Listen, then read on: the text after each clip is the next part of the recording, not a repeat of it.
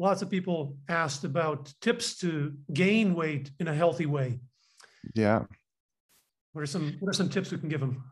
Yeah. So, it's funny. So I had to gain a lot of weight for sports, and I probably did it in what some would consider an unhealthy way. But the gist is you have to eat more calories in general than you burn. Same way with losing weight. So you have to eat fewer calories than you burn. For the most part, there's some little nuances there, nutrient partitioning. But when you're trying to gain weight, you probably want to not take it at a rate to where you're rapidly gaining weight. It's very hard to build muscle quickly unless you're using some sort of drug, anabolic steroids and there's all sorts of those different types of growth hormone and all these different things, IGF-1. So unless you're using being pharmaceutically enhanced, it's pretty tough. So I would take a low and slow approach, a pound every other week, that type of thing. Some people can go a little bit faster, but in general, you see, you'd want to go a little bit slower to where you're trying to make sure most of that weight gain, or as much as the weight gain as possible, is going to be muscle. It's pretty much impossible to gain only muscle, again, unless you're pharmaceutically enhanced. But so just expect that there's going to be a little bit of fat gain, but ideally you're going to be gaining mostly as much as possible muscle. I wouldn't neglect your dietary patterns. I would still get in your micronutrients that are helpful. Now, it is hard. Some people really struggle to gain weight, so it may not be beneficial to eat all your fruits and vegetables first, because those things will fill you up, and those are the things that help people get leaner. So it may be more beneficial to actually have more palatable, more readily overeaten foods first, in combination with some of these more filling foods. So you may have to displace some of those more filling foods. You don't need to overdo the protein. There becomes a point where the protein is less important, especially compared to the energy balance. It's possible that the protein becomes more important when trying to lose weight and retain your muscles. So when you're trying to gain weight, you're already kind of in an anabolic type of environment where you have enough energy. You don't need to have excessive protein. How much is excessive protein? I don't think anybody needs to go over a gram per pound of body weight, or for anybody using the metric system, around 2.2 grams per kilogram, around 2 kilograms. I don't think you need to go above that. I think once you start going above that, you start replacing some of the foods that you may enjoy more and that may help with eating just more calorie in general.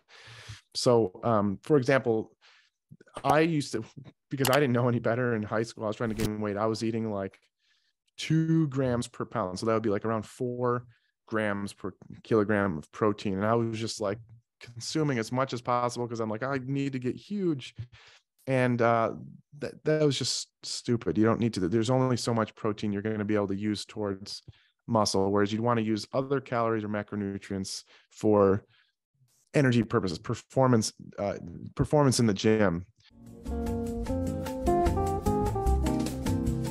Just as important as the nutrition. The nutrition is important because some people will be lifting weights extremely hard and they won't be gaining weight because their nutrition is not in line. But you don't want to just eat a bunch of food and not lift weights. The whole point of lifting weights is to give your body a signal to gain muscle, and then you want to feed it the energy it needs, the building blocks and everything and energy it needs to then be like, okay, we're not losing fat or anything. We're in an anabolic way. I want to shuttle these nutrients to build muscle. So just as important as nutrition is having a well-designed hypertrophy program. I would say at least 3 days a week, if not 4, but 3 days a week is probably sufficient. But really, the thing that matters the most is complete total volume of what you're doing in terms of exercise. Some people can really smush it down into 3 days, and it's the volume. And what I mean by volume is all the reps and sets, and making sure that you're not doing what I'd call junk sets and reps and exercises. You have a purpose. You're trying to get close to failure. Let's say 10 reps, and the last rep, you basically barely get it back onto the rack for a bench press. you're doing around 8 to 9 reps. You don't have to go to complete failure every time. And being progressive in your volume, you assess whether you're recovering and you just keep adding more volume. And then you can take what are called deload weeks to where you let your body recover and then you start going at it again. And in general, that trying to keep progressive, we call it progressive overload, adding more weight, adding more reps, more sets, and getting your volume up to a point where you're also recovering well with your nutrition. That's it. Now, the other thing I will add in here, some people don't do cardio or aerobic training. People think that cardio is going to ruin their gains. Well, new literature is coming out that like having some at least low intensity aerobic exercise, you may not want to do high intensity because then that might change your recovery to then lift weights, but low intensity exercise can be done pretty reasonably without affecting your recovery and without affecting your gains. But if you're doing that, you will have to probably increase your energy intake to help be in that caloric surplus. So the key points are you're going to want to eat more than you're burning, eat more calories than you're burning. I wouldn't neglect dietary patterns, but you may need to eat things that are more easily overeaten, kind of the opposite when trying to lose weight. Things that don't fill you up as much, but still being mindful of your dietary pattern. You don't need to overdo protein, but I would make sure that you're not just completely skipping the protein. I would keep it at a max of about 2 grams per kilogram or a gram per pound of body weight. Slow, don't try to gain weight too quickly. Some people may be able to do a little bit better. You can monitor with body composition testing and then just have a good progressive overload hypertrophy plan. And there's lots of different plans out there and people that do it, but that's the gist. And don't forget your aerobic exercise if you want to be the healthiest that you can be while doing it. So someone who says, I have a hard time putting on weight, I'm always excessively skinny, chances are they have maybe a fast metabolism and they're not eating enough calories and they feel full all the time. They have the opposite problem of people with overweight, right? They feel full and they don't feel the need to eat more, but their caloric intake is relatively low for their metabolism at least. Yeah, it's really some interesting stuff. So maybe a faster metabolism, likely appetite issues. They're not eating as much as they think they are. And there are some potential differences with how much calorie and how much you're absorbing. And some might actually send some out into their stool, digestive system, which is really, it's just lots of really interesting stuff. But in general, you got to find a way to get past that. I don't know. It's sometimes hard gainers are even harder to work with than people struggling to lose weight. And I understand it because I had to do the same thing myself. So keeping track of measuring kind of your calories over one day just to get an idea using one of these apps might be a chronometer. This probably will surprise a lot of people in both directions. The ones who think they don't eat that much and they're overweight and vice versa. Yep. And then what are some ideas of foods that are more calorically concentrated that people can eat without being too unhealthy? Yeah, I mean, you talk about like liquid nutrition. I mean, like shakes, putting some healthy fruits and vegetables in there, but also protein powders, milk, cereal, peanut butter, more calorically dense foods. So I ran the numbers on Chronometer real quick.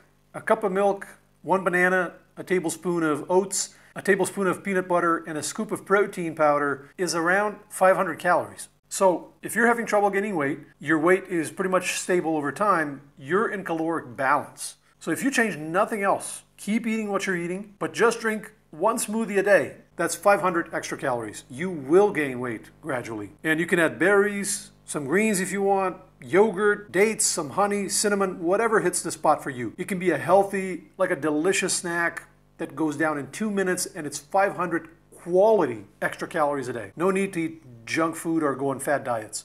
Other foods that are calorically concentrated but health promoting, extra virgin olive oil, other nut butters like almond butter, there's a bunch out there, all nuts, walnuts, Brazil nuts, pistachios, cashews, whatever you're into. Dried fruit like raisins, avocados, Greek yogurt, healthy pastas like whole wheat pasta or lentil pasta, those protein-rich versions.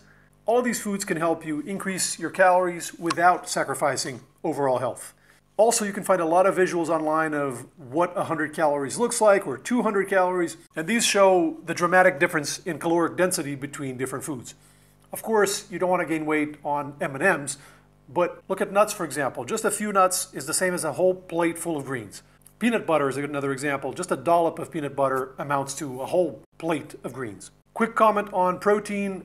We looked at protein extensively in previous videos. There are meta-analyses pointing to about 1.6 grams of protein per kilo of body weight being the goal to maximize muscle growth. Some people argue for a bit more, but it's in that ballpark. Now that's the ceiling to maximize muscle gain. You can eat less, you can be at 1.2 or even lower and still be building muscle. It's just that closer to that 1.6 might be faster, that's all. So no need to stress too much over this. As long as you understand these factors, you can design a strategy that works for you. As for workouts, I'll link some examples below. It's not that complicated, but it does take a period of adaptation. If you've never lifted weights, consider working with a trainer a couple times in the beginning just to get the hang of it, to learn the exercises, how to do them properly without injuring yourself. You want to start slow. Take a few weeks, even a few months for your body to slowly get used to it. Don't go crazy on day one. It's a common mistake. People get all sore and even get injured, and then they fall off the horse. Forget the rapid transformations and all the unrealistic promises on the internet. That's not really how most people are going to get in shape. Your body will change, but it will be a gradual process. Last note, some women worry about lifting weights because they think it's going to get them super buff. That's not going to happen. Muscles take a long time to grow. It won't sneak up on you, especially for women because of hormonal constraints. So unless you're on steroids or something, what'll happen is you'll slowly get toned and you'll fill out some key areas like the buttocks and the legs. Your abdomen, your belly will get flat and firm, and your arms are going to get toned and shaped, not hugely muscular. Muscle is slow to build and fast to lose. So building too much muscle too fast is really not a concern. And everything covered in this video assumes you're healthy, that there's no underlying medical issue.